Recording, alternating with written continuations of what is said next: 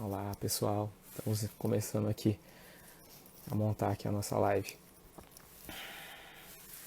Boa noite para todos que estão chegando aí, olha aí, Patrícia. Devagarinho vamos entrando aí. Primeiramente, obrigado aí pela presença de vocês.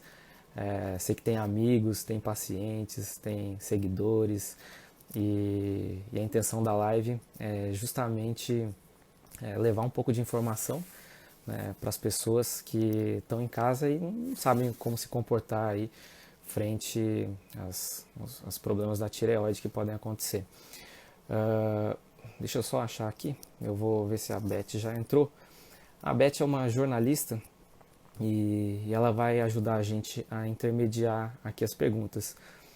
É muito estranho, né, ficar aqui frente da câmera sem ter ninguém para falar. Eu sei que está todo mundo aqui, estou vendo a carinha de vocês aqui quando a gente está frente a frente, tete a tete. Essa epidemia tá complicando a nossa rotina, está dificultando. A gente tem que aprender a driblar isso tudo da melhor forma possível e a gente vai aqui tentar responder as perguntas que foram mandadas, né, as principais perguntas e as dúvidas que vocês colocarem aqui pra gente, tá? Muita coisa está se falando, as informações sobre o coronavírus elas são muito dinâmicas, né? Então a cada semana, a cada dia, muita informação nova aparece e aí acaba que a gente médico tem que estar atualizado e para poder repassar para vocês todas essas informações da melhor forma possível. Então o que eu estou falando aqui agora pode não ser verdade daqui a alguns dias, pode a gente ter que ter outras atitudes frente ao que está acontecendo, né? Então vamos lá, então vamos começar. Deixa eu ver se eu acho aqui a Beth novamente, vou dar uma procurada aqui nela.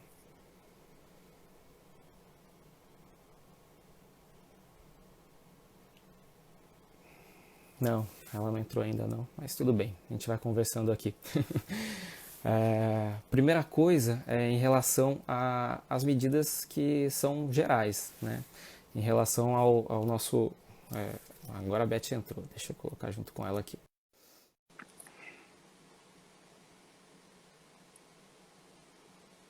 Deixa só ela aceitar. Vai entrar ao vivo junto com a gente. Eu já estou ouvindo a Beth, só não estou vendo ela aqui. Oi? Tá me Tá me ouvindo? ouvindo, Beth? Tô ouvindo. Tô ouvindo também, só não tô aparecendo ainda, mas tô ouvindo.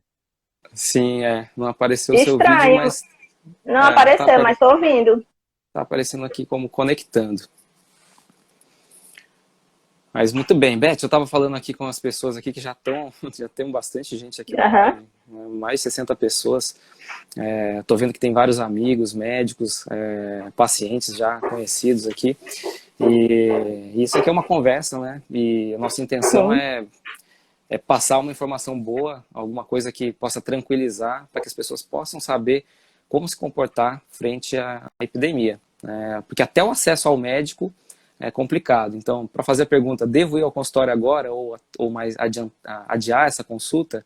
Até essa pergunta é complicada no momento. E nem todo mundo tem acesso ao médico de forma fácil, né? Então, a gente selecionou algumas perguntas, né? A Beth está com elas aí e ela vai começar a fazer essas perguntas para a gente ir respondendo. E vocês que estão aí ao vivo, fiquem à vontade para fazer as suas perguntas também. Tá me ouvindo, Beth?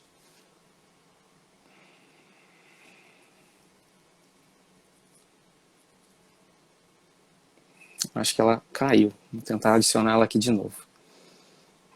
Aí, Luciano. Tá conectando Muito aí? bem. Solicitei de Tá, novo. Tá conectando? tá, tá conectando. Eu autorizei aqui de novo. Certo. Vamos ver se agora vai Vamos aparecer. sim. Você vai conectar. Não sei se o público está aí ouvindo a Beth ou só está me ouvindo. Se puderem alguém me falar se está ouvindo ela também. É. Quem está me ouvindo Beth, escreva Beth. Isso. Ah, tá ouvindo. O Márcio aqui respondeu que sim. Deu um Acho joinha. que Tá certo. é, acho, Muito acho que bem. sim.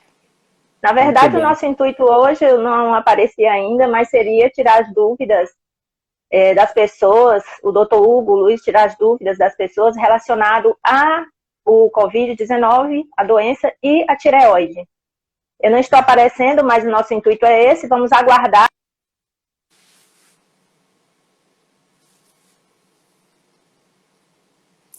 Agora caiu para mim. Tava ouvindo a Beth, mas caiu para mim aqui a conexão dela. Vamos ver se aparece aqui novamente. Vamos dar mais uma chance. Live é assim, né?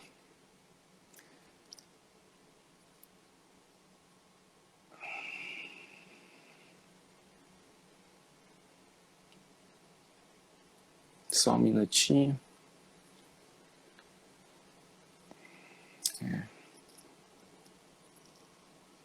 Não estou conseguindo. Estou apanhando aqui um pouquinho pro Instagram.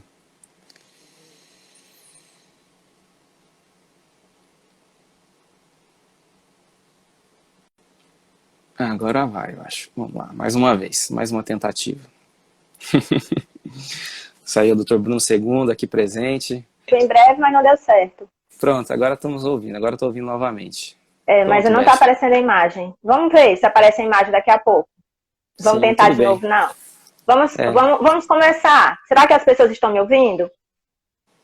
Se talvez eu seja alguma acredito coisa de que sim. conexão, talvez eu entre. Tá bem. Eu É, acredito que pode fazer a, sua pergunta. assim, a gente tem muitas perguntas da sua audiência, como também já está rolando pergunta aqui na live mesmo. Vamos ver uma pergunta. As pessoas que. Uma pergunta muito recorrente. As pessoas que têm problemas na tireoide, elas estão no grupo de risco para o coronavírus mais do que outras pessoas que não têm nenhum problema de tireoide? Sim, essa pergunta é uma pergunta assim, muito importante, né? Uma pergunta muito recorrente. As pessoas têm essa dúvida. A gente sabe que tem alguns fatores de risco que já são bem conhecidos. Então, a idade, né, o fator idade, o fator diabetes, a hipertensão, pessoas que têm um câncer mais agressivo, são os fatores mais conhecidos, né? Isso aí não precisa falar que a gente já tá muito divulgado. Mas as doenças da tireoide não é muito falado, né? Não é divulgado como um fator de risco. Por que isso? Porque definitivamente a maioria das vezes não aumenta o risco, né? Não tem nenhum estudo que mostra que as doenças da tireoide aumentam o risco em relação à doença do coronavírus. Então, a gente tem que ter muito cuidado, né, nessa hora, e a gente vai segmentando, tá? Pacientes que estão muito descompensados, ou seja, pacientes que têm os hormônios muito alterados, né, em hipotireoidismo franco ou em hipertireoidismo descompensado, esses seriam pacientes que teriam sim indicação de chegar ao médico, porque o risco da própria doença, né, ele é aumentado, então teria que procurar ajuda médica nesse sentido. E não como um fator de imunossupressão que aumente o risco caso a pessoa tenha um Covid. Tá? Não tem estudos ainda que a gente consiga fazer para poder dizer a respeito disso.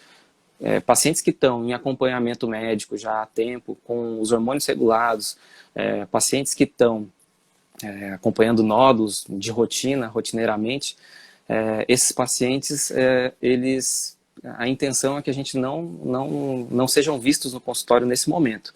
E isso fique para um segundo momento, uma consulta. A gente adia a consulta assim que puder, assim que a maré passar, a gente volta a cuidar. Esses pacientes que estão já com os hormônios mais ou menos regulados, que é só um ajuste fino, uma consulta de rotina, se eles vêm ao consultório, eles vão estar incorrendo a um risco, né, de se contaminar de alguma forma pela exposição. Como daqui para a gente ir para um supermercado, a gente vai ter um risco de exposição. Então, esse risco acaba ficando presente. E toda vez que, uma coisa também muito importante, quais são os cuidados que tem que ter um paciente que realmente tem que ir ao consultório. Então, quando a gente vai pensar nisso, né, o cuidado é, primeiro, levar máscara, tá certo? Como vai para o supermercado, vai sair para qualquer motivo que tenha que sair, que não sei, que seja inevitável, uma consulta que seja inevitável, então a máscara é um instrumento de segurança muito importante, né? A gente viu que tem, por exemplo, saiu um estudo que mostra a importância da máscara, ainda mais quando duas pessoas usam. Então, existe uma barreira da pessoa que pode estar infectada e da pessoa que pode pegar o vírus. Então, quando as duas usam, mesmo que as máscaras não sejam muito boas, pode ser de pano, por exemplo, não é uma máscara ideal, uma máscara cirúrgica ou uma N95, essa barreira aumenta. Então, o uso da máscara é essencial numa eventual necessidade de exposição. E quando a gente estiver saindo do isolamento, a máscara também vai ser muito importante, tá? Parece que é uma besteira, eu vejo muita gente, às vezes no supermercado ou até mesmo na espera do consultório, sem estar usando a máscara, mas assim, acho que não tem mais nenhuma justificativa de não usar. Uma máscara pode ser feita de forma simples, né? Não precisa ser uma máscara muito sofisticada. Muito bem. A Beth está aí? Eu acho que a Beth caiu de novo. Deixa eu ver se eu consigo conectar ela para a gente colocar mais perguntas. Vamos lá. Tá travando aqui. Muito bem. Tem uma pergunta aqui da Marcela. O CA tratado há menos de 1 ano é grupo de risco. Pronto, a gente pode estender essa pergunta para a questão de câncer, de modo geral, de tireoide, tá? Imagina uma pessoa que descobriu um nódulo e fez já a punção e a punção veio câncer de tireoide. Como é que a gente vai conduzir esses pacientes? No consultório tem alguns pacientes que estão exatamente nessa situação. E é muito difícil, né? Causa muita ansiedade você ter um diagnóstico desse tipo, né? Que é uma coisa muito impactante, e por acaso você ter que esperar, né, para que inicie um tratamento, né? A recomendação atual a maioria dos cânceres de tireoide, eles têm um comportamento indolente. Então, o crescimento do tumor costuma ser mais lento do que os outros tumores. É claro, essa conduta é uma coisa genérica que eu estou falando aqui, né? O ideal é que a gente individualize cada caso. Vai ter um caso possível em que... Estou autorizando a Beth aqui de novo. Pode ter um caso possível em que um tumor seja mais urgente. Então, aqueles tumores que são mais agressivos, que têm sinais de invasão, que são invasão da via aérea, que é a via da respiração, ou então compressão da via aérea, né, deslocamento da traqueia para um lado, para o outro, para um nódulo, pacientes que estão roucos, que ficam com essa disfonia que a gente chama persistente, que não está melhorando. Então, esses casos a gente acende o sinal de alerta de que pode ser que seja um paciente de maior risco, que a gente possa ter que incorrer o risco de operá-los mesmo na vigência dessa pandemia, tá? Mas, de forma geral, a recomendação é que a gente adie a cirurgia até o momento em que as coisas comecem a se normalizar, tá? Não tem uma data específica para isso, tá? Tem uma outra situação que já aconteceu também com um paciente meu, que é o paciente pegar o Covid, né? Então, tem um paciente meu que não é paciente de tireoide, inclusive é um tumor um pouco mais agressivo, né? E ele pegou Covid. É um senhor, tem mais de 60 anos de idade, então já está no grupo de risco. Ele é diabético para nossa aumentar ainda mais a nossa ansiedade, né? E aí, diabético, mais 60 anos, Covid, né? Ele estava com sintomas de tosse, sintomas respiratórios, tudo, e com câncer no pescoço. Então, é uma situação de muita ansiedade para a gente, né, médico, vendo essa situação e tendo que lidar com ela. A gente optou por esperar, né, e foi uma conduta muito interessante. O paciente tem muito acesso fácil a mim e a gente vai conduzindo. E ele simplesmente sarou, os sintomas foram melhorando, graças a Deus as coisas foram melhorando naturalmente, não precisou de internar, não precisou UTI, nada disso. E ele já tem mais de 15 dias, né, da infecção e já está assintomático há pelo menos 2, 3 dias. Acho que a Beth voltou aí. Voltei só a voz mesmo. Tudo bem, vamos lá. Não sei por quê. No gogó aqui. Beth estava falando aqui, não sei se você estava me ouvindo. Estava ouvindo tudo que você está falando, não perdi nada. Então, ouvi tudo. Inclusive tem uma pergunta sobre o hipotireoidismo e hipertireoidismo, que você já conversou, né? Porque existem pessoas que já foram diagnosticadas e elas querem saber como fica o tratamento delas agora, a partir dessa questão, juntamente com a doença, se elas forem diagnosticadas com Covid. Sim, sim, sim. Essa é uma pergunta muito importante também. Só concluindo a questão do outro paciente, a gente esperou, né, a infecção passar, ele está numa situação que já não é mais de risco, ele não corre o risco de pegar essa infecção mais no hospital e nem de passar para a gente, para ninguém, então é o ponto legal. Então já estaria autorizado a gente fazer a cirurgia dele, tá? Essa pergunta que você fez foi a respeito de pacientes que estão com um problema ativo, né? Que estão com hiper ou hipotireoidismo. Eu tinha comentado um pouquinho, mas quem está com um problema ativo, né? Aí eu acredito que seja realmente interessante chegar até o médico, né? Uma descompensação de um hipertireoidismo, né, pode causar um risco à saúde, um risco de vida, tanto quanto o Covid. Hipotireoidismo franco, né, situações graves de hipotireoidismo também podem causar um risco à saúde. A gente não pode esquecer que as pessoas podem adoecer de outras causas durante a pandemia. Então, uma apendicite, uma colecistite aguda, são doenças que podem aparecer em qualquer pessoa, estando em pandemia ou não, e aí a gente tem que realmente agir, não dá para ficar em casa, né? São situações de risco à vida, à saúde, né? Uma pessoa que esteja na iminência de um infarto tem que ir ao hospital, não tem jeito.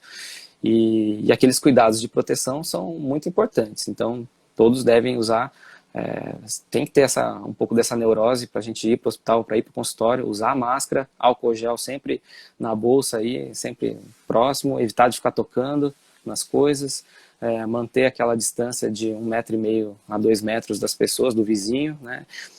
Respeitando esses cuidados, as coisas a gente tem um risco que não é zero, mas que é diminuído, né? A gente acaba, em medicina, a gente brinca que não tem nem nunca e nem sempre. Então, são riscos. A gente vai dosando o risco-benefício de cada atitude e a gente faz escolhas. E para pessoas que estão descompensadas, né, dos problemas de saúde da tireoide, eu acredito que vale a pena sim consultar o médico. Hoje em dia a gente tem um recurso, né, que é muito interessante e antes era proibido, não era autorizado pelo CRM, mas houve uma portaria lá que liberou, que é a teleorientação. Então, a teleorientação, a gente pode, alguns especialistas disponibilizam esse recurso, né, do paciente conversar, assim como nós estamos nos vendo aqui. Então, manda primeiro os exames para o médico, pode mandar via e-mail ou alguma outra forma que o médico disponibilize, um modo seguro, né, de manter o sigilo das informações. E aí, eu já sabendo das informações, se for um paciente que eu já conheço, muito mais tranquilo ainda, um paciente que eu já tenho operado ou que já está acompanhando por uma parte hormonal, ajuste hormonal, fica muito mais fácil. Então, a gente pode olhar os exames e dar uma ideia das coisas, né? Se precisa fazer algum ajuste de hormônio, se pode manter do jeito que está tranquilo, a gente espera a consulta tradicional. Então, olha aí, agora apareceu a Beth aí. Boa noite, Beth. Pareci, gente, levei com um susto. Deu certo. Agora sim. Tá bom, obrigada. Agora vai dar certo. Muito bem, que essa conexão pode continuar. Não, vai dar certo agora. Não sei o que foi que houve. Mas continue a sua resposta, que eu estava ouvindo tudo. Ótimo. Então, estava dizendo sobre a teleorientação, né, que é um recurso muito interessante que pode ser usado, né, nesses casos de ajuste de hormônios, pacientes que estão já em acompanhamento e que a gente precisa ver, se apareceu, por exemplo, fez um ultrassom de tireoide na véspera da epidemia. E aí teve aquela informação nova de que tem um nódulo novo, né? A pessoa pode ficar preocupada com aquilo, né? E querer ter uma ideia se ela espera ou não. É uma informação nova que pode gerar algum risco à saúde.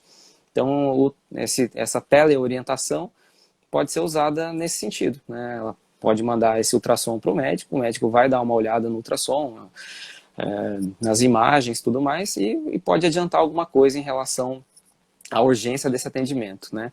De modo geral, né, pessoas que descobrem o nódulo nessa fase, se não tiver algum sintoma crítico, a gente orienta a postergar, mesmo uma punção, um ultrassom, tudo isso, a tendência é que a gente adie um pouquinho para passar a fase da epidemia, da pandemia. Doutor Hugo, e para as pessoas que estão fazendo o tratamento já foi diagnosticado, tem o câncer na tireoide e está fazendo tratamento. Existe alguma? Porque eu saí entre algumas vezes, não sei se eu já respondeu exatamente isso. Mas uma pessoa que está fazendo já o tratamento, foi diagnosticada e está com câncer na tireoide. Ela, como ela vai se comportar agora dentro desse processo? Porque a ida ao hospital é perigoso, a ida ao consultório é perigoso. Como é que ela deve se comportar dentro desse processo? Sim, entendi a sua pergunta, né? Os pacientes que foram tratados de câncer de tireoide, eles podem estar em vários estágios diferentes, tá certo?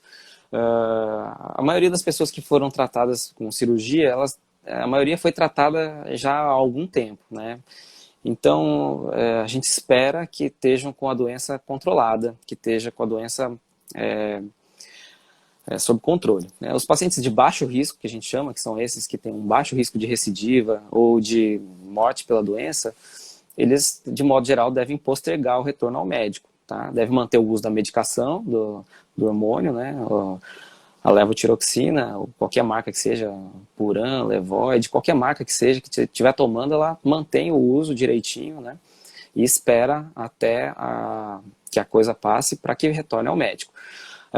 Tem pacientes que têm câncer que têm uma disseminação pulmonar, por exemplo. Então, pacientes que têm doença metastática, que está no pulmão, a gente tem um entendimento diferente.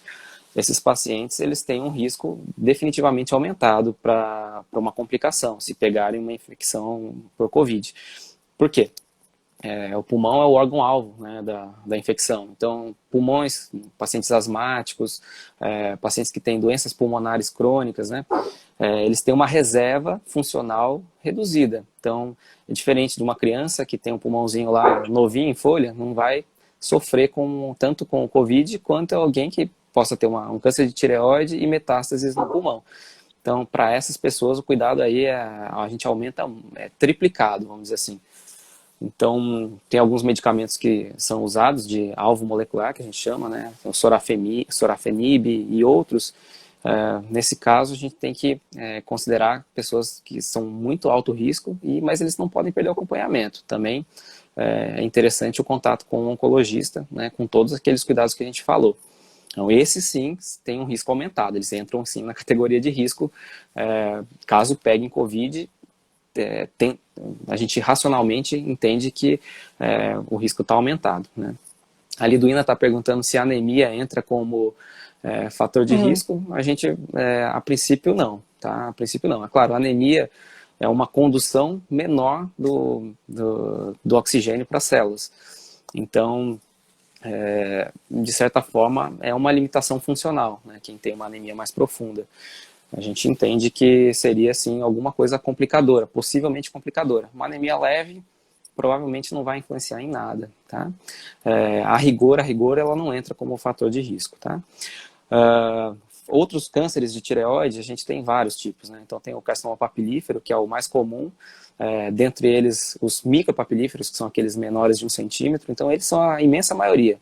Para pacientes que estão nessa categoria, a gente tende a adiar a cirurgia para passar essa fase da pandemia. Pacientes que têm, por exemplo, um outro tumor que é muito agressivo, que é o carcinoma anaplásico da tireoide, né? Essa palavra é uma palavra bem temerosa, a gente, graças a Deus, é uma condição muito rara, né? É difícil da gente ter carcinomas anaplásicos hoje em dia, detectados, é excepcional.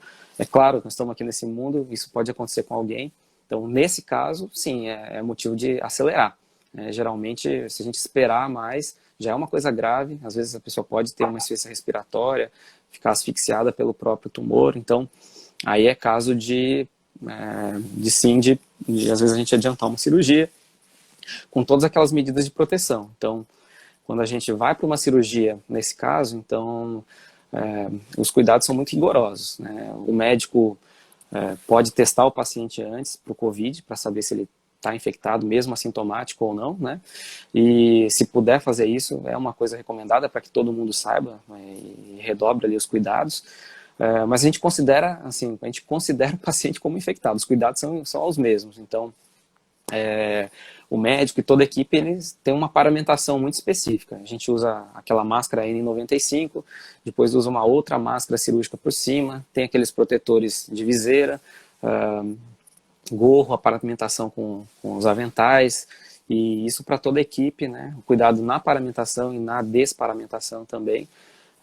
Se for inevitável e tiver que incorrer ao risco, a gente age dessa forma, com todas essas medidas de segurança. O risco não é zero, né? A gente sabe que não é zero, mas nessa situação em que a pessoa pode morrer da doença, que está em risco ali a vida, né? Isso acontece muito mais com tumores que não são da tireoide, tá? Câncer de boca, câncer de laringe. Nesse período de quarentena aí, essas são as cirurgias que a gente tem mais feito nesse momento, e elas são consideradas tempo dependente. Então, às vezes, 2 semanas de atraso numa cirurgia para um paciente nessa condição pode mudar completamente o panorama da cura e do controle da doença. E aí, nesse caso, a gente adianta a cirurgia e a gente avisa a família, avisa o paciente, pondera um a um os riscos e os benefícios, a gente avisa sobre todos os riscos e todos concordando, a gente parte para a cirurgia, tá? Acho que o panorama do câncer é muito amplo. Tem situações intermediárias em que tomar essa decisão é mais difícil. Então, por exemplo, pacientes que têm um câncer de tireoide com uma metástase lateral no pescoço, né? Imagina a ansiedade do paciente, né? Já sabe que tem um câncer na região da tireoide, já sabe que tem uma metástase no pescoço. Então, assim, segurar essa ansiedade é muito difícil, né? Mesmo esses pacientes, a gente acaba, mesmo carcinomas medulares, assim, há uma tendência de que a gente adie, sim, um pouquinho. Porque o paciente desse tipo, imagina pegar uma infecção no hospital, né? Primeiro que até uma simples gripe ou um resfriado num pós-operatório de uma cirurgia de tireoide não é uma situação legal, né? Por quê? O paciente espirrando, o paciente tossindo, ele faz um esforço no pescoço, né? E esse esforço no pescoço, ele pode propiciar no pós-operatório um sangramento, né? As veias que estão ali no pescoço, elas aumentam a pressão venosa, né, nesse esforço da tosse ou do espirro, e tem lá várias ligaduras ou selagem com aqueles dispositivos de selagem. Com uma pressão venosa aumentada, o risco de um sangramento ele aumenta. Então, numa situação natural, a gente já evitaria uma cirurgia um paciente que é resfriado ou gripado, né? Numa situação de Covid, então, assim, não tem discussão, que se tiver uma pessoa nessa condição, a gente vai adiar. Então, pacientes com esses cânceres, vamos dizer, intermediários, a conduta aí deve ser realmente individualizada. Um a um, a gente deve conversar um a um com o médico e para ponderar o melhor momento para se fazer a cirurgia, sendo que, de modo geral, a gente acaba adiando o tratamento, tá? Eu aproveitei a sua pergunta e eu ampliei aqui o comentário. Mas o senhor fez um panorama de algumas perguntas seguintes, tanto uma que tem aqui, como uma que eu estava pensando em fazer. Me diga uma coisa, as pessoas se preocupam muito com o seguinte: fui diagnosticada com um nódulo na tireoide, tirei um nódulo há um tempo atrás, e o que foi que aconteceu? O nódulo era benigno. O que eu faço agora que eu fui diagnosticada? E precisamente a pessoa falou que o nódulo tinha 1,7 o tamanho, e ela já estava com a cirurgia marcada para março. O que ela faz? Ela adia, deixa para depois, para quando tiver uma vacina? Qual o melhor procedimento? Entendi. Nos casos benignos, né, a gente só vai acabar incorrendo na cirurgia. Casos benignos podem ter indicação de cirurgia mesmo no COVID. Quando? Quando houver uma compressão da via aérea. Então, um bócio mergulhante, tá certo? Ocasionalmente, eu tive essa situação também com um paciente meu na semana que se passou. Bócio mergulhante é uma tireoide benigna, mas tão crescida que ela acaba adentrando na região do tórax, né, do mediastino, próximo à entrada do coração, dos grandes vasos daqui da região torácica e da traqueia, que é o tubinho ali por onde passa o ar. Então, um bócio mergulhante pode ter uma compressão da traqueia muito significativa e isso pode dar falta de ar, tá? Para esse caso, a gente acaba ficando inclinado para uma cirurgia, tá? Um nódulo de 1,7 centímetros é um nódulo considerado pequeno, tá certo? Então, se ele for benigno, um nódulo desse tamanho, talvez não tenha nem indicação de cirurgia. Eu acho que eu vi essa pergunta, se não me engano, essa paciente ela tinha uma suspeita, era uma neoplasia folicular, havia uma suspeita de poder ser um câncer não confirmado, tá? Então, nesse caso, quando é um Bethesda 3, Bethesda 4, que nem há a confirmação, a gente também tende a entrar naquele adiamento, né? Então, pacientes que já têm câncer, a gente muitas vezes vai adiar naqueles suspeitos, né, em que não há um tumor mais inicial, a tendência é que a gente adie a cirurgia sim. Eu sei que é muito difícil para quem tem, às vezes em relação à ansiedade, né, de querer resolver, mas pesando risco-benefício, geralmente é melhor a gente adiar sim a cirurgia, tá? Porque pegar uma infecção nessa situação, é aquela coisa, né? Pode causar um desfecho muito pior, tá? Então, para essa pergunta, a conduta seria essa. Uma pessoa está perguntando o seguinte, o esposo dela tirou a tireoide, mas ainda não começou a fazer a iodoterapia por conta dessa questão da pandemia. Como é que fica isso? Ele está correndo algum risco? Como é que deve proceder? O que seria melhor fazer? Quanto à iodoterapia, também é uma questão individualizada, né? Vai depender muito do que o médico viu ali a respeito da doença. Então, doenças que estão... É uma doença de tireoide, mesmo carcinoma papilífero, né? Ao meu ver, que tem uma disseminação já uma doença muito disseminada no pescoço, então muitos linfonodos, uma variante mais agressiva, ela provavelmente vai ter um risco maior de já ter alguma disseminação pulmonar, tá? Num caso desse, talvez seja interessante fazer algum exame de imagem para ver o pulmão sem contraste, uma tomografia de pulmão sem contraste, e dar uma conferida, ver como está a situação pulmonar, né? Se tiver algum indício de neoplasia, o paciente tiver alguma sintomatologia, de repente vale a pena a gente fazer logo o iodo, tá? E se não haveria um problema maior de adiar a iodoterapia, acho que na maior parte dos casos, né? Que são casos que têm um risco intermediário. Então, para essas pessoas que têm algum fator a mais de risco, né, mas que a doença foi ressecada completamente, então a iodoterapia pode ser adiada também. Mas isso é aquela coisa, né? Esses casos é muito difícil da gente dar uma orientação geral, assim, uma orientação genérica para todos. A recomendação seria que cada um a um, pudesse ter o contato com o seu próprio médico, caso a caso, para ponderar aí o risco-benefício e adiar ou não o iodo, né? A iodoterapia é interessante, né? Nessa fase até um comentário sobre isso. A iodoterapia, muitos pacientes morrem de medo do iodo por conta do isolamento, né?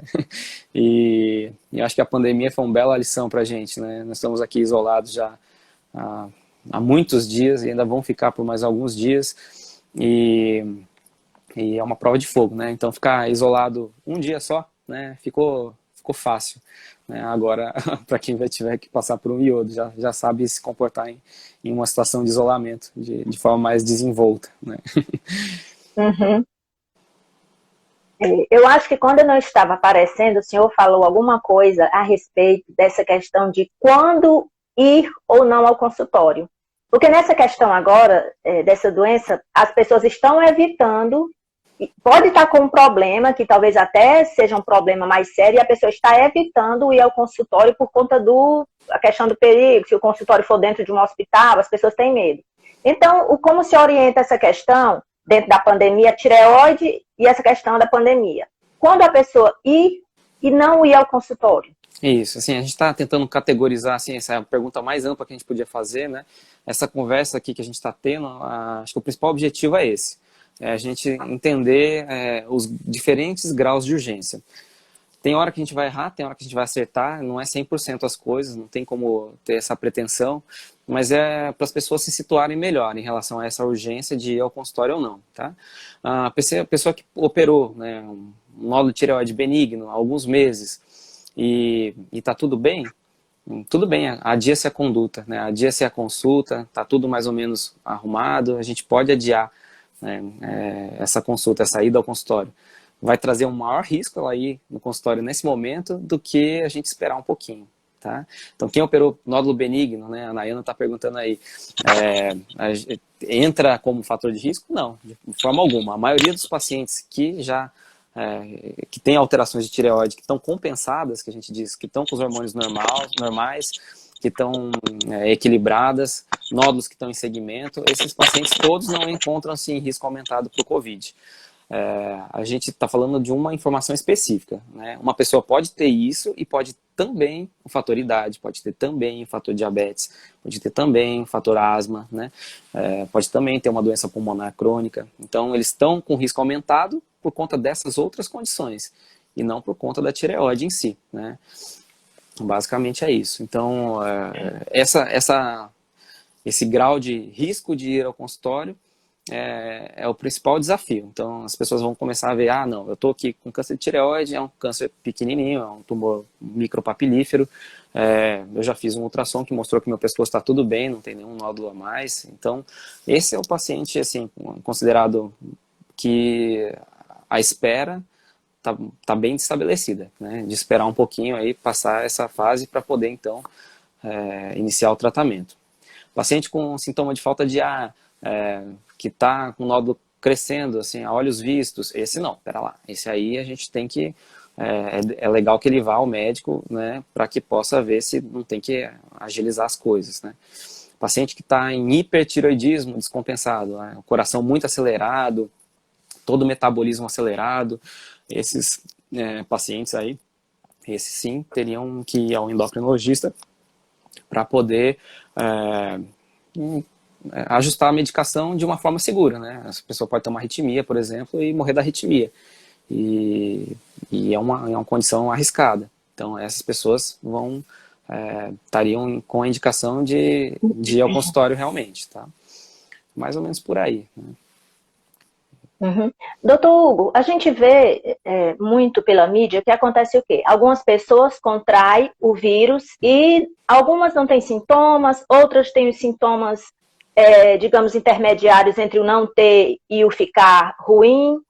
Eu gostaria de saber o seguinte, a pessoa tirou a tireoide, isso influencia nessa questão do sistema imunológico estar mais baixo e estar bom? Influencia?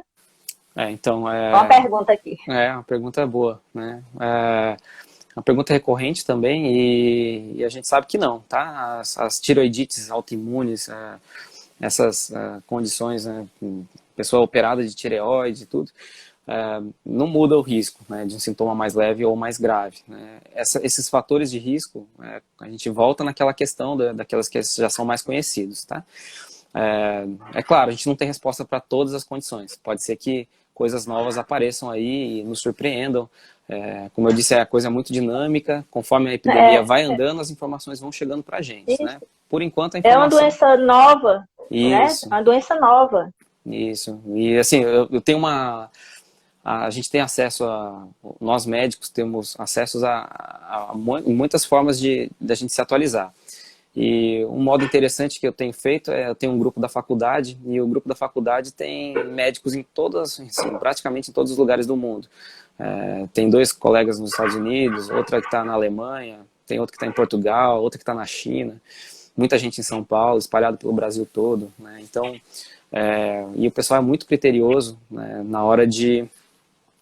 eu sou muito otimista, eu acho que eu sou muito otimista, mas eles têm um freio assim, nas informações. Aparece uma coisa nova, a gente tem a vontade, a empolgação de querer passar para frente, né? Mas a gente tem que ter muita ponderação.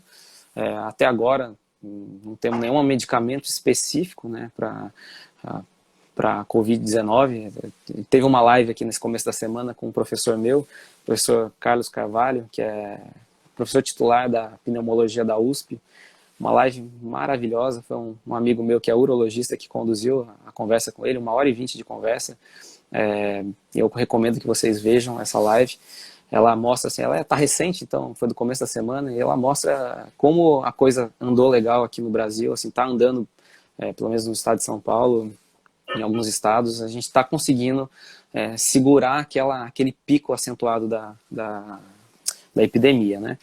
E comparativamente a outros países como Estados Unidos, Itália, Espanha, que tiveram picos muito acentuados e o número de mortes está realmente assim, muito alto, né? Essas medidas gerais, né, desse isolamento, a gente já está vendo que já conseguimos sentir que realmente estão surtindo efeito, né?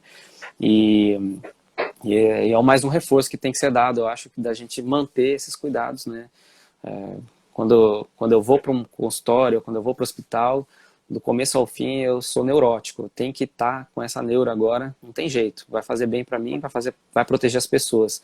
Não é só proteção individual. Quem sai na rua sem máscara pode estar com o vírus e pode estar assintomático. Então, ela pode estar não só, pode estar contagiando as pessoas, né? Então, se um usa máscara e o outro usa máscara e tem os cuidados com álcool, tudo, né, a chance de transmissão e da gente quebrar essa pandemia aumenta muito.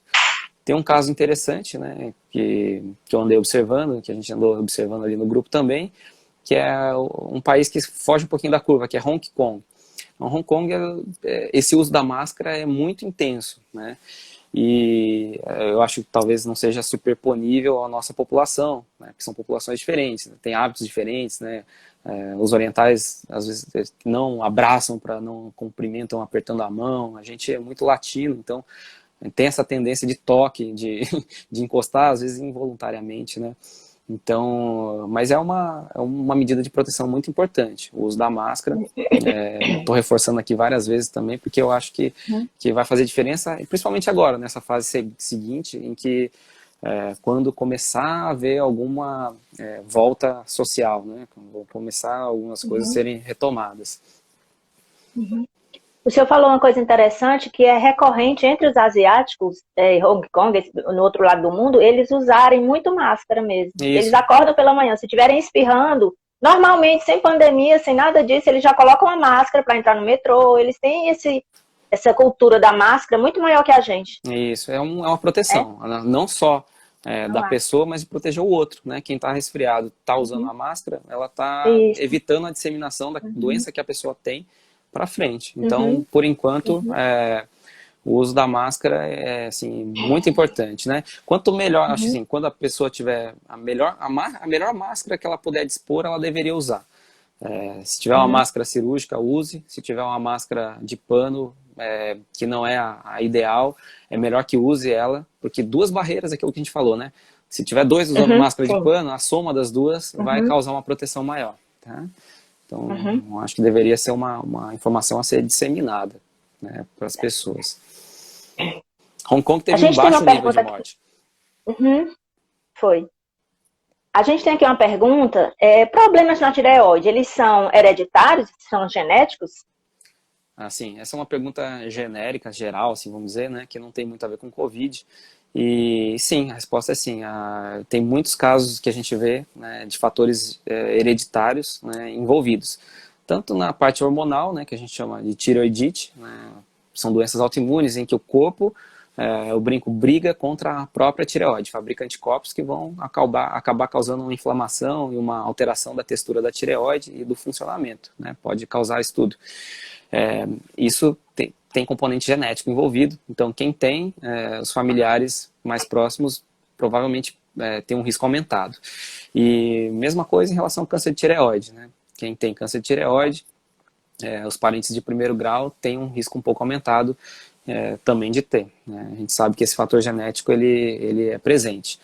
E também, assim, um pouco mais adiante, né, existem alguns tipos específicos de câncer de tireoide, o carcinoma medular, tem algumas formas que são de transmissão genética comprovada. Então, quando uma pessoa tem, né, na família esse tipo de câncer, a chance de o outro ter, se a mutação estiver presente, é 100%. Então, às vezes a gente chega a operar alguns pacientes que não tem nada, que tem uma tireoide sem nódulo, inclusive, porque a chance, sabidamente, né, com aquela mutação, a chance de desenvolver o câncer de tireoide é 100%. Então, dependendo do tipo de mutação, a gente vai escolher a idade em que até uma criança pode ser submetida a uma cirurgia. Esse é o nível, assim, o máximo da medicina, vamos dizer assim, no sentido preventivo, tá? Então, esses fatores genéticos, eles estão presentes, são muito comuns, e quem tem um familiar com doença de tireoide tem que ficar mais atento com a sua própria tireoide, sim. Doutor Hugo, além dos procedimentos divulgados amplamente pelo Ministério da Saúde, existe algum outro procedimento que a pessoa que tem problemas na tireoide, elas tenham que adotar?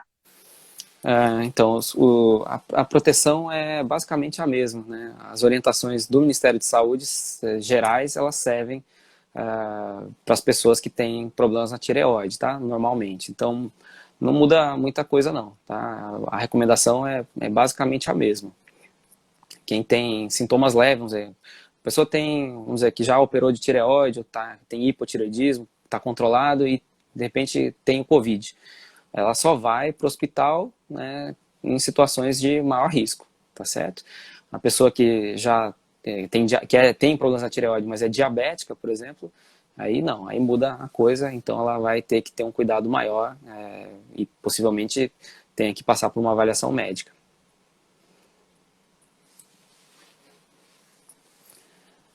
Eu tô vendo aí Vamos muita mudar gente, aqui um muitos pouquinho. amigos aqui, a Kilvia, a enfermeira amiga nossa, a Giovana, cirurgiã de cabeça e pescoço. Tô vendo aqui, como eu tô respondendo, às vezes eu não consigo falar, né? Mas tem muitos amigos Uhum. aqui comentando. Muito gostoso estar aqui com vocês, espero que vocês estejam aproveitando esse tempo. É um tempo curto, né? A live é uma intromissão, né? Estamos entrando aqui na casa das Uhum. pessoas e a intenção é que ela seja proveitosa, que ela passe informações que as pessoas possam passar para frente e também diminuir a ansiedade, né? Esse período é muito chato, a Uhum. gente não vê a hora de acabar. As lives, eu acho que elas têm ajudado, principalmente as lives dos artistas aí, elas acabam distraindo a gente, controla a nossa ansiedade de algum jeito, é uma forma de distração, Isso. de relaxamento, e essa live aqui é para ter essa intenção também, né? Para as pessoas verem que, na maioria dos casos, a gente pode esperar, tá? A gente pode e deve, sem muito medo. Uhum. A próxima pergunta seria exatamente nesse sentido. A gente sabe que a tireoide ela tem uma função também na regulação do humor. Sim, sim, sim. Nessa época que nós estamos, o senhor falou aí de ansiedade, é inevitável. Quem é ansioso vai ficar mais ansioso. Quem não é ansioso pode gerar ansiedade. Uhum. O que o senhor considera que seria importante dentro desse momento para a pessoa que já tem esse problema de alteração na tireoide e essa questão dessa quarentena? Isso aí é complicado, porque vai pegar quem tem tireoide, quem não tem problema de tireoide, vai pegar todo mundo, né? Quem está em hipotireoidismo, né, vai ter uma tendência maior de alterações do humor, né, tendendo a polarizar para a depressão. E isso pode mexer mesmo com o emocional, então a gente está um pouco limitado até até nessa questão, né? E acredito que nessa hora a gente tem que ter um pouco de criatividade, né? A atividade física é um bom assim, remédio, é um remedinho legal para a ansiedade. Funciona muito bem. E agora, com a pandemia, não tem como as pessoas irem para academia, por exemplo, é difícil isso, né? Mas uma coisa que eu estou vendo e que é uma ideia legal é fazer atividade física na própria casa. Tem alguns aplicativos que ajudam. Exercícios com o próprio corpo podem ser feitos em casa, exercícios simples, né? Atividade física consegue sim dar uma bela de uma baixada na ansiedade. Então, essa é uma recomendação forte que eu digo para quem está na quarentena e está com alteração do humor, tá? Faça atividade física do jeitinho que você conseguir, isso provavelmente vai te ajudar bastante. Tem um outro mecanismo que é a meditação, né? Exercícios de respiração profunda, elas ajudam a relaxar, né? Só da gente fazer 2 ou 3 respirações profundas, a ansiedade costuma já dar uma baixada, a gente quebra esse momento de ansiedade. Mas é complicado, né? O sono muda, né? A hora que a gente vai dormir, a hora que a gente acorda, tá tudo alterado. E isso, de alguma forma, pode repercutir no humor. Se a gente, na nossa vida rotineira, quando não tem pandemia, as alterações do humor já são comuns, mesmo em quem não tem nada na tireoide, então, para quem está com alteração na tireoide, está com alteração nos hormônios, assim mais complicado. Então, quem está em franco hipotireoidismo, sim, vale a pena, acredito que vale a pena procurar o médico, fazer a reposição hormonal, ajustar o hormônio, que isso vai ajudar a regular o humor. E essas outras medidas são de formas gerais, né? De forma geral, para todo mundo, para quem tem problema na tireoide ou para quem não tem. E claro, para quem já sabidamente é ansioso e que tem medicações específicas para controle da ansiedade, que continue usando os medicamentos específicos que são prescritos geralmente pelo médico psiquiatra, né? Tem um outro recurso muito interessante que também pode ser usado para controle da ansiedade, né? Que às vezes a gente esquece, mas que também entra naquela questão paralela ao teleatendimento médico, que é a teleorientação do psicólogo. né? O psicólogo tem uma grande vantagem em relação a gente, médico, que uma consulta online, ela, pra gente, a gente pede um pouco da informação, porque não tem o exame físico, a gente não pode tocar, não pode palpar, abrir, ver a boca, tem uma certa limitação dessa, em relação a uma consulta tradicional. Mas com o psicólogo, não. O psicólogo, você pode fazer uma conversa frente a frente e ter uma orientação, um tratamento, uma psicoterapia diretamente, né? Isso vai, com certeza, de alguma forma, ajudar também no controle aí da ansiedade. Doutor Hugo, vejamos o seguinte, independente da idade, a pessoa pode ter, assim, não está muito relacionado com o Covid, mas é uma pergunta. A pessoa que, independente da idade, a pessoa pode ter problema de tireoide, o homem, a mulher, ou tem uma idade em que a tireoide aparece mais, esses problemas? E quais são os sinais e os sintomas que eu devo prestar atenção para procurar um médico? Sim, na verdade, os cuidados, assim, desculpa, Beth, eu acabei me distraindo aqui um pouquinho aqui com as perguntas da turminha aqui.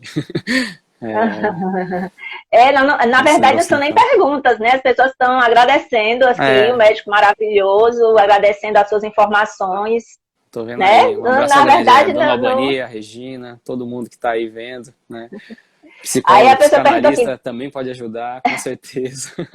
Né? Aí a pessoa pergunta, doutor, no meu caso, quais os cuidados que eu tenho que ter? Aí deve ser um paciente seu, porque ele não sabe exatamente aqui qual é o caso, tá vendo? Sim, os cuidados são esses, né? Os cuidados são os mesmos que a população geral tem que ter, tá bom? Respeitar aí a quarentena, o isolamento, as medidas de proteção que o Ministério recomenda. A gente tem que agir com esses cuidados sempre, tá? O que serve para quem tem doença na tireoide, o que serve para a população geral, serve para quem tem problema na tireoide também. Então, respeitar todos esses cuidados.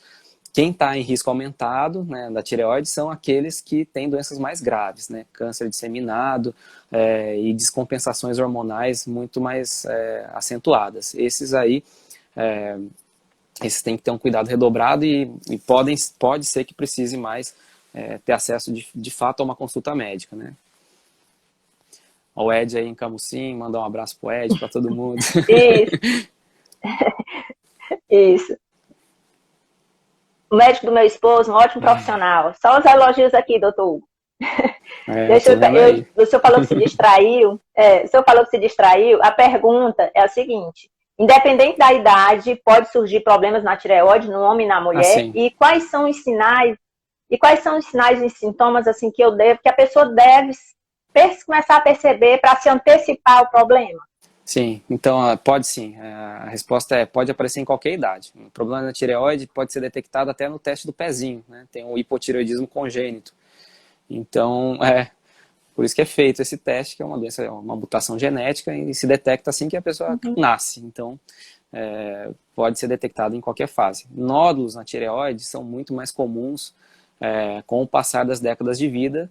Então, o paciente acima de 50 anos de idade, a chance de ter um nódulo na tireoide é muito alta, né?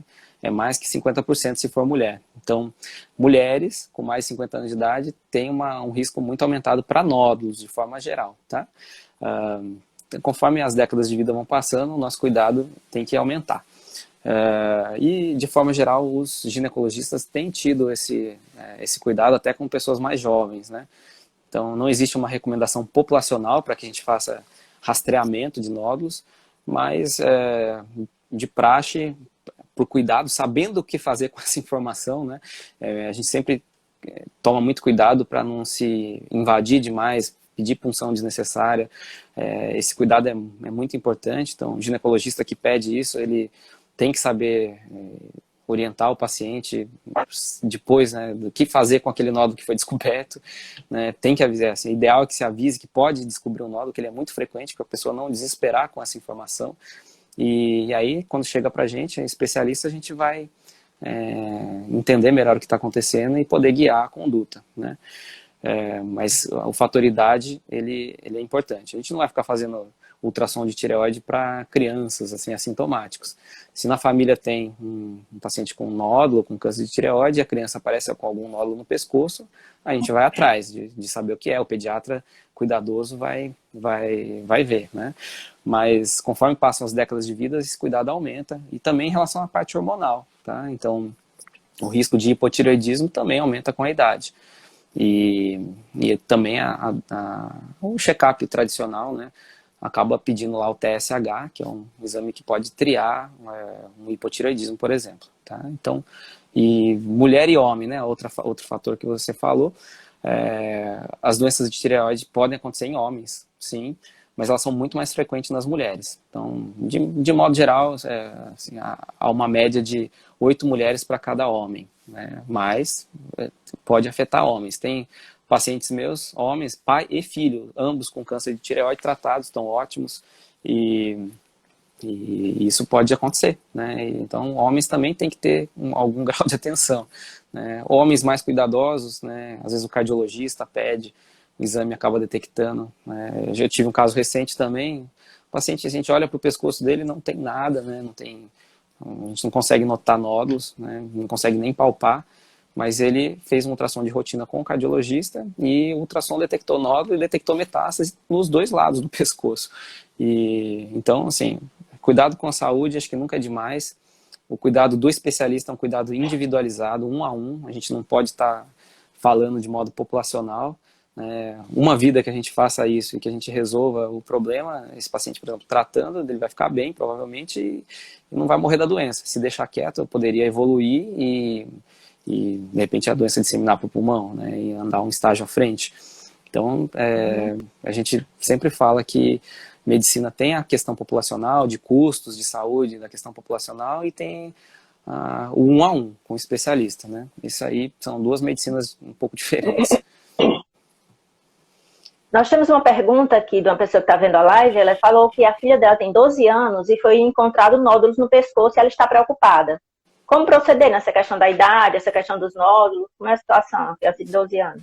12 anos com nódulo no pescoço pode ser muita coisa, né?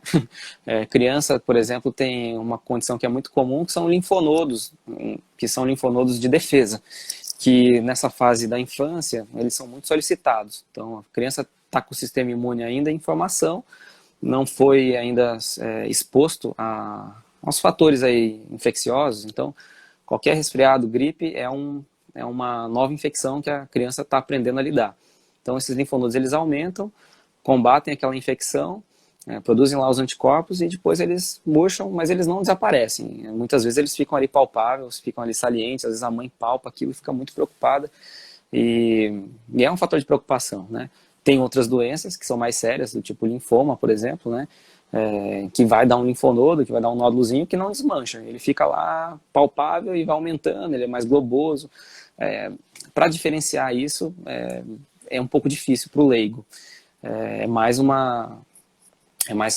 para a gente médico fazer essa diferenciação. Mas o recado é, não desespere com isso, tá? Muita gente chega desesperado quando detecta no filho aí um nódulo no pescoço, né? É bom saber que a maioria das vezes não é nada, para não chegar no médico desesperado, tá? Às vezes pede sono, causa estresse, né? Pode ter um sofrimento muito grande, às vezes desnecessário. Então, a minha sugestão é mantenha calma, tá bom?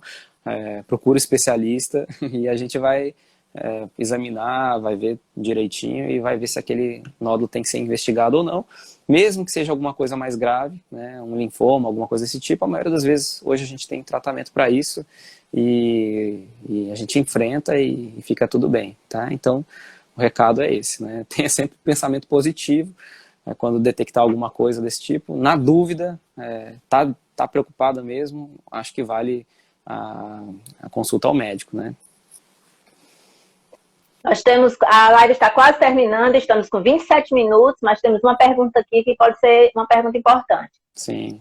Uma mãe tem um filho de 11 anos, outro Beth, tem um filho de 10 anos. Aqui está aparecendo com 38 segundos, tá?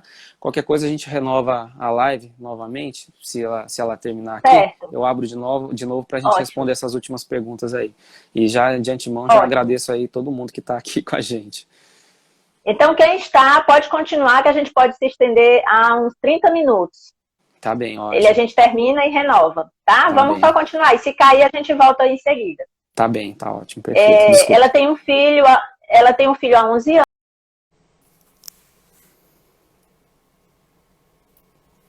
Pronto, voltando aqui.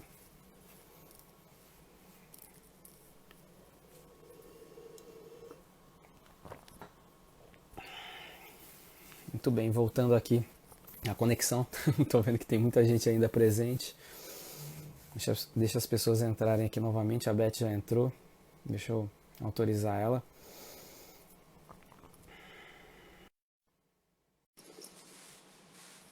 Aí o Hector, Thalita, Thiaguinho, mais Rogério, Alvanisa. Agora vai ser uma lenda. Vou entrar Tá de me novo. ouvindo? Consegui aqui, deu certo. Será? Apanhei um pouquinho, tô aprendendo, né? Mas deu certo, Oi? estamos aqui de volta. Tá me Estou, ouvindo, tá me Beth? ouvindo? Eu Tô estou ouvindo ouvindo o senhor, sim. você tá me ouvindo? Só falta eu Tô ouvindo aparecer, sim. daqui a pouco eu É, aparecer. tá certo. Não sei por que essa demora. O senhor É. quer conversar um pouco com as pessoas que estão na live e a gente fazer a pergunta depois? Que eu aparecer, pode ser? Não sei As por pessoas quê. estão entrando aqui Tá novamente entrando, na live, isso. estão só mandando tchauzinho aqui. Bem-vindos Vamos de aguardar um volta pouquinho. para O senhor uma já primeira solicitou. live. Para É, uma primeira live aqui, a gente está improvisando bem, né? Então, aqui num tá belo muito bom improviso. aqui. Fico muito feliz aqui até agora com o nosso resultado. Eu acho que o objetivo principal da live foi cumprido, né? De ajudar, de levar alguma informação. E eu acho que agora seria interessante você continuar nas perguntas aí, se tem alguma outra pergunta, para a gente já ir encaminhar aqui para o nosso encerramento daqui a pouco, né? Se tiver mais alguma pergunta aí, de quem está aqui na live com a gente, pode mandar. Beth, está me ouvindo? Acho que a Beth caiu. Caiu. O recado, então, principal foi esse. Então, vamos esperar se a Beth volta aqui novamente com as perguntas. Mas o recado principal é manter as medidas de proteção, elas estão funcionando, né? Elas servem para todos, para quem tem problema de tireoide, para quem não tem. A Beth voltou, vamos lá. E a quarentena vai passar, essa fase vai passar, logo, logo Não caí, a tô gente vai aqui. estar de novo. Tá aí, tô te ouvindo agora. Mas Mas tinha caído a conexão do áudio aqui. mas a imagem não apareceu. Aí vai demorar aquele tempo de novo, não é possível. A Sim, a Jéssica pergunta, está perguntando sobre a tireoidite de Hashimoto aqui, né? A tireoidite de Hashimoto é uma doença autoimune, Jéssica. Então é aquela coisa que a gente já tinha falado, né? Dos anticorpos que o corpo produz contra a própria tireoide e que podem levar a uma alteração dos hormônios, uma queda de hormônios, tudo mais. E aí, nesse caso, se os hormônios estão apenas a paciente que está só em cuidado clínico, que não teve mudança de hormônio, ou então que está com os hormônios regulados, só em consultas de rotina para fazer aqueles ajustes, esses casos são aqueles que a telemedicina vai bem, né? Ou então adiar a consulta, tá? Esses aí a gente pode esperar um pouquinho. Muito bem, Beth, desculpe. Agora eu não estou ouvindo a Beth. De novo caiu aqui. A Beth deve estar me ouvindo, provavelmente, mas a conexão dela aqui caiu novamente. Ela já está pedindo de novo aqui. Vou puxar ela mais uma vez. Espero que a conexão esteja boa para vocês aí. Eu acho que ela está boa, né? Até agora, pelo menos, eu estou vendo aqui a mensagem de quem está me vendo. De volta, Beth? sim, de volta. A pergunta, eu faço a pergunta, o senhor pode até dizer que vai responder a pergunta tal e dar a resposta.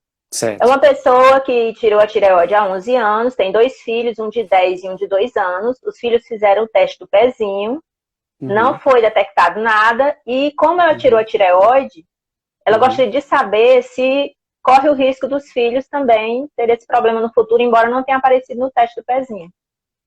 Assim, pode, né?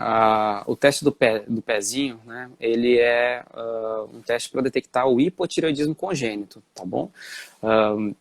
Crianças aí de alguém que já teve tireoide, já teve um problema de tireoide, nódulos, câncer de tireoide, Aí é caso a caso, tá?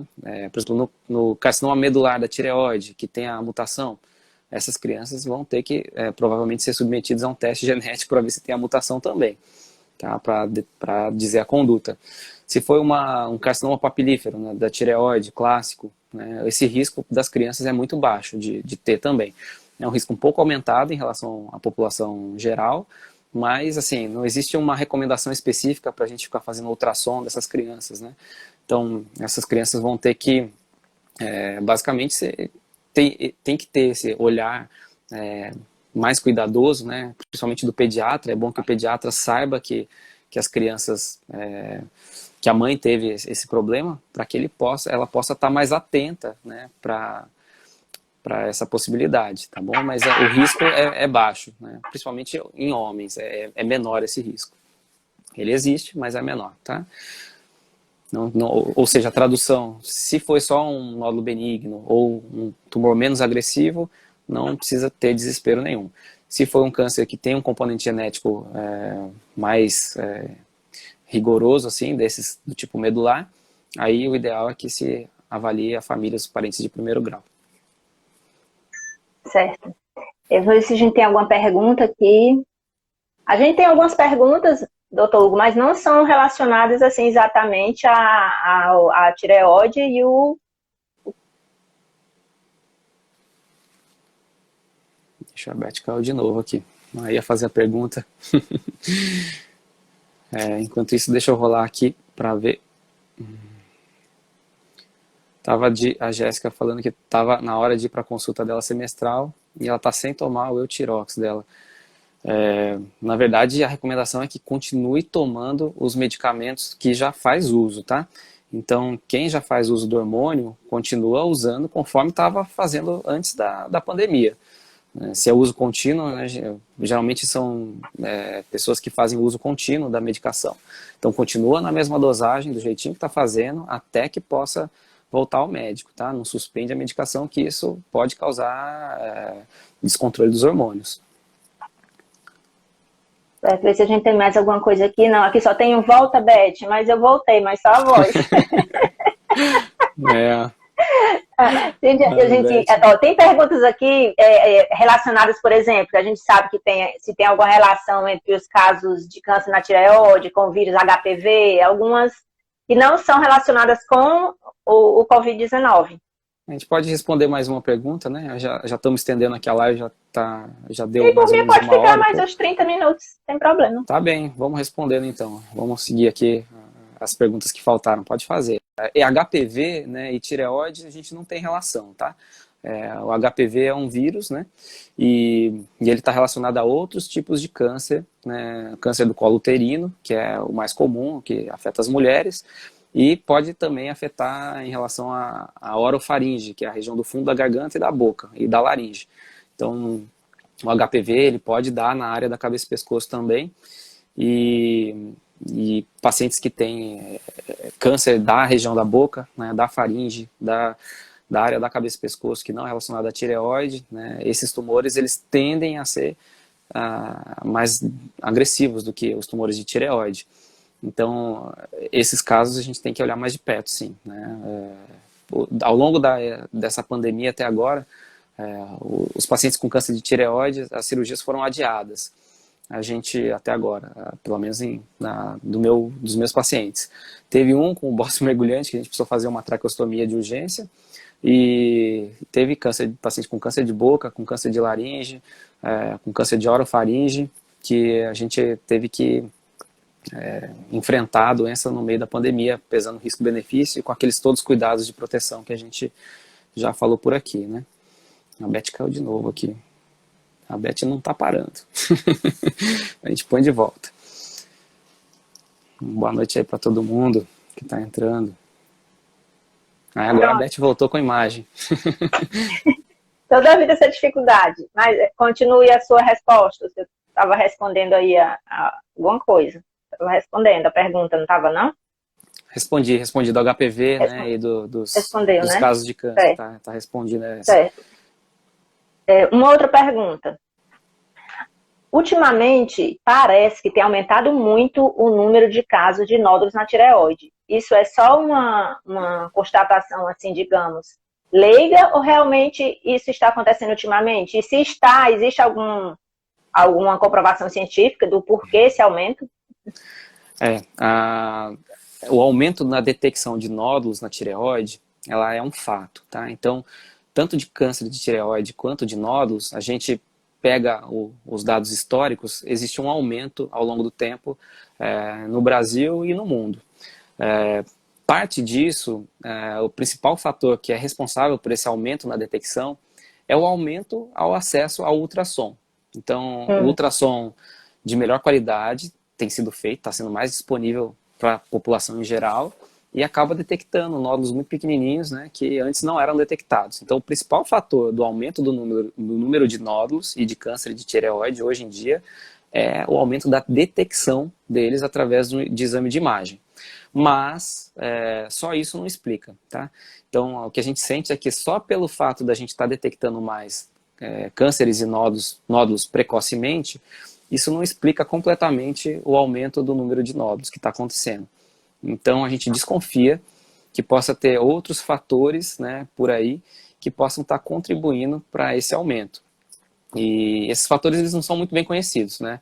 Eu brinco sempre com os meus pacientes que o mundo nosso de hoje é um mundo que é diferente do mundo dos nossos avós. Então, os fatores de risco do nosso mundo hoje, eles que a gente está enfrentando, que a gente encontra no dia a dia, é muito diferente daqueles que os nossos avós encontravam na vida corriqueira naquela época. Então, hoje a gente tem muito aparelho eletrônico, né, celular, as tecnologias de 3G, 4G, sei lá, Wi-Fi, Bluetooth. Não estou dizendo que isso causa câncer de tireoide, tá? Estou dizendo que não tem estudos a respeito. É difícil de desenhar um estudo prospectivo que consiga avaliar isso até. E a gente tem muita coisa que pode estar acontecendo que a gente nem sabe, né? Muito agrotóxico, hormônios nos alimentos, nos animais. Então, isso acaba chegando a gente e a gente, às vezes, não tem como dizer o que é exatamente que está aumentando esses níveis aí de câncer, tá? A gente sabe que os fatores genéticos são importantes, né? Como a gente já disse, eles também aumentam o risco. A gente sabe que as pessoas estão sobrevivendo mais, então esses genes estão sendo passados para frente, porque as pessoas estão tratando, estão ficando bem e estão passando adiante. E as radiações, né? Então, radiações, tomografia na região do pescoço, né? Uma tomografia equivale a centenas de exames de radiografia. Então, aumenta de alguma forma o risco de câncer, tá? Cidades que sofreram acidentes nucleares, como Chernobyl, Fukushima, no Japão. Então, tem estudos que mostram que aumentou até 60 vezes o número de casos de câncer em criança. Então, a radiação é de fato um fator de risco. Então, pessoas que trabalham com raio-x, né, técnico de raio-x, tem que tomar as devidas proteções. Existe aquele protetor de tireoide que pode ser usado para pessoas que estão toda hora se expondo, né, a essa radiação. A outra pergunta que é muito comum, já aproveitando o gancho, é em relação à mamografia. Há um tempo atrás, a gente teve um boato, vamos dizer assim, que foi até relacionado ao Dr. Drauzio Varella, coitado, não tinha nada a ver com isso, dizendo que a mamografia aumentava o risco de câncer de tireoide, né? E aí, as mulheres em idade de risco para câncer de mama estariam evitando de fazer o exame com medo de pegar um câncer de tireoide, vamos dizer assim, né, leigamente falando. E isso não procede, tá?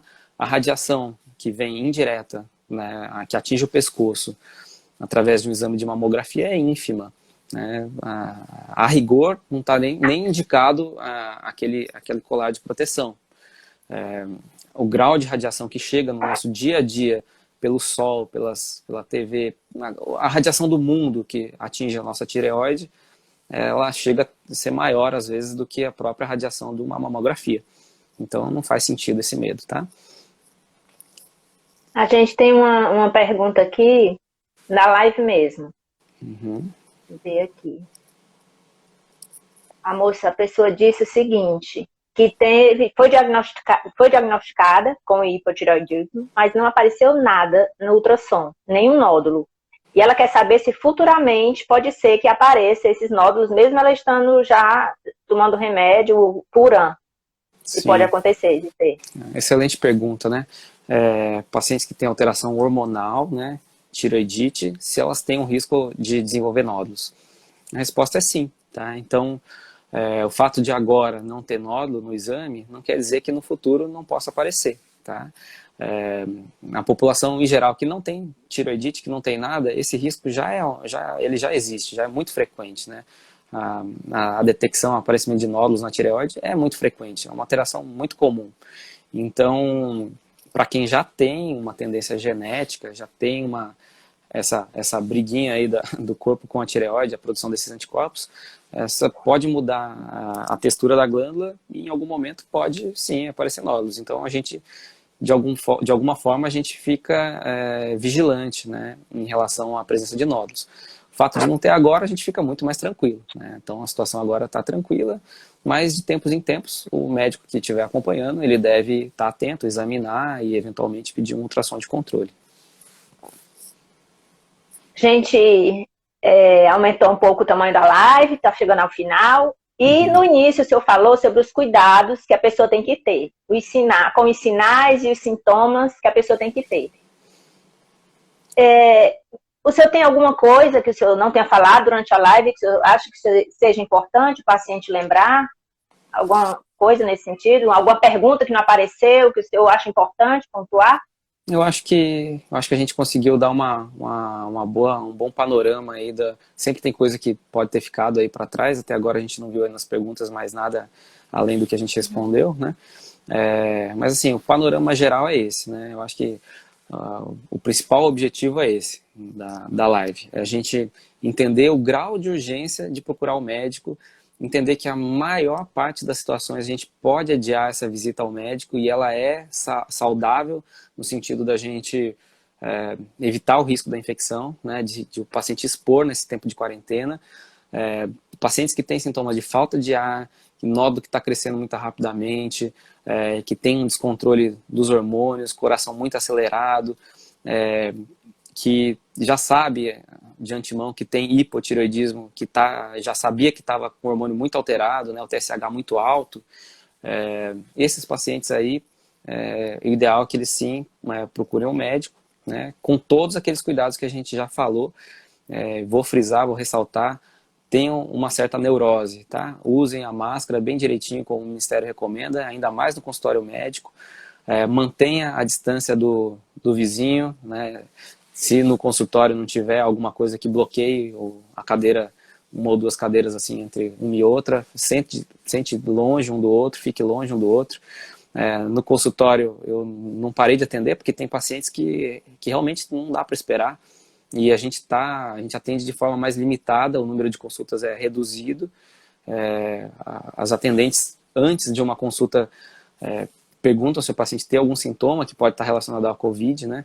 Se tiver algum sintoma desse tipo, realmente não vá ao consultório, né? Vá a uma emergência, vá a um clínico para cuidar da doença do COVID. A gente tende a atuar assim. Se o paciente tiver COVID e tiver alguma doença da tireoide descompensada, o clínico vai chamar a gente, né, especialista, para que vá lá ver o paciente, tá? Não é legal expor os outros pacientes ao risco da infecção. Então, alguém que esteja com sintoma da doença, ir até o consultório não é legal porque está incorrendo o risco e o médico, a secretária deve ter esse cuidado de perguntar antes se está tendo algum tipo de sintoma para a gente triar de alguma forma e evitar essa disseminação, tá? Acho que o principal recado é esse. E a gente tem que ser otimista, né? É ruim, a certeza é que isso vai passar. E a gente está encaminhando aí para a fase de começar a pensar numa retomada, e a gente deve seguir a recomendação geral, que é uma medicina pública aí, populacional, e que está se mostrando efetiva até agora. A gente viu pelos resultados do achatamento da curva, né? Essa live desse professor meu aí, do professor Carlos Carvalho, eu acho que é interessante que vocês vejam, se vocês quiserem um panorama geral da pandemia. Ela é bem esclarecedora, e a gente tem que estar atento às informações que a gente está acessando, para ter critério, para não repassar aquela coisa de não repassar uma informação que não seja comprovado, né? Ficar nessa coisa de picuinha, de briguinha, de remédio X ou Y, né? Isso aí não vai levar ninguém a lugar nenhum. Os estudos mais sérios, eles estão saindo agora, eles demora mais tempo, demanda mais tempo para fazer uma análise mais profunda.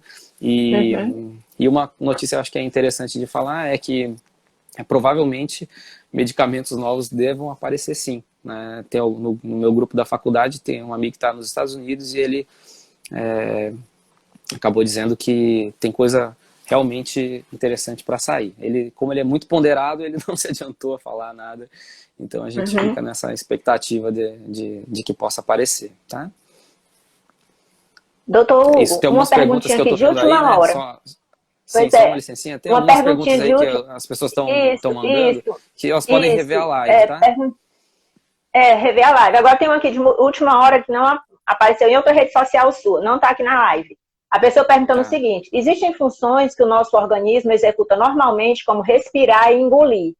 E no caso do coronavírus, a gente tem problema, às vezes, para respirar. Existe algum problema de tireoide que impeça a pessoa de respirar ou engolir? Sim, sim. Os sintomas são bem diferentes, né? De um COVID e de alguma alteração da tireoide que leve a esse tipo de repercussão, tá? Como a gente já falou, já tinha comentado aqui, né? Para a tireoide causar alguma dificuldade para engolir ou para respirar, ela tem que estar crescida, tá? Geralmente nódulos pequenos não vão causar esse tipo de alteração. Então, nem sempre a gente consegue ver um nódulo crescido. Às vezes ele fica escondido e aí quem já sabe que tem um nódulo grande, né? Vai ter esse sintoma. Mas geralmente eles são mais indolentes. É uma coisa que vai devagarzinho, vai piorando, né? Não é de uma hora para outra. Numa infecção é uma coisa mais aguda. Então, questão de dias, existe uma piora. Tem tosse, tem febre, tem outras coisas que podem aparecer, outros comemorativos. O quadro clínico, né, de alguém que tem alguma dificuldade para respirar ou para engolir decorrente da tireoide é muito diferente de quem tem alguma dor de garganta relacionada a uma infecção viral, tá? São quadros bem diferentes. Basta a gente lembrar de uma infecção de gripe, vai? O comparativo é isso. Todo mundo praticamente já deve ter tido gripe alguma vez e é mais ou menos isso. É tosse, é dor na garganta, é febre, os sintomas são diferentes. Na tireoide não vai ter isso, né? Vai ter umas coisas mais lentas e para chegar a esse ponto de ter falta de ar, tem que estar muito alterado mesmo. Então, nos despedindo das pessoas que estão assistindo a live, foi muito bom. A gente não tem aqui as perguntas que a gente tem, como o doutor falou, elas podem ser vistas se as pessoas assistirem a live, que a live vai ficar nos stories. Então, a gente termina aí, vamos aguardar a próxima, que muita gente pediu aqui, viu, doutor? Aguarda a próxima live, aguardando a próxima live. Sim, ótimo. Fiquei muito feliz aqui com a nossa primeira live, né? É um desafio, né? Primeiro que nunca fiz isso, é a primeira vez, é novidade. Eu estou acostumado com tete a tete, paciente por paciente, mas a gente acostuma com a tecnologia e a sua ajuda hoje foi essencial. A participação das pessoas aqui, o carinho, sempre é muito gostoso isso. O carinho recíproco aqui do lado. Coraçãozinho aqui do lado. É muito gostoso, né? Muito gostoso saber que de alguma forma a gente está levando informação e podendo ajudar, né? Essa iniciativa aí foi pelos próprios pacientes, pelas próprias pessoas que me perguntavam muito, né? Eu tinha muitas dúvidas e no 1 a 1, respondendo 1 a 1, a gente resolve as coisas, mas quando a gente faz uma live, quando a gente faz um conteúdo que a gente pode distribuir mais amplamente, a gente soluciona a dúvida de mais gente de uma vez só e cria uma certa noção nas pessoas de como se comportar, né? E eu acredito que isso a gente conseguiu, espero que a gente tenha conseguido fazer aqui hoje. Porque a dúvida de um é a dúvida de muitos, né? Uma dúvida de uma, dúvida de muitos. Então acredito que a gente atingiu. Sim, sim, que a gente gostaria, que o senhor pensou. Fico muito feliz, as pessoas estão aí, ficam livres, claro, para mandar as dúvidas, continuarem mandando no Instagram. Eu devo ficar mais presente agora, depois disso. A gente vai gostando, vai aprendendo e vai usando essa ferramenta de uma forma mais racional, assim como a telemedicina está cada vez mais útil e a gente está aprendendo a usar e perdendo medo, né?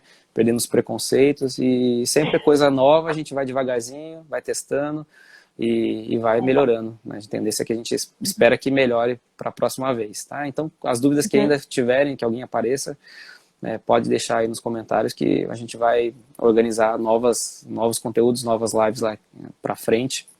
E é isso, agradeço muito a todos aí, uma excelente noite, muita proteção, muita saúde, se cuidem, mantenham os cuidados, tá certo? Tudo com cada ação, quando a gente tiver que agir, sair um pouquinho da rotina, haja com responsabilidade, pense em você, pense no outro, né? E é isso, né? Eu acho que aqui a turminha que está aqui junto são todos cuidadosos e parabéns, viu? Um abraço enorme, obrigado Beth aí pela participação. Obrigada, doutor Hugo. Um abraço grande aí para todos, a gente vai encerrar aqui então.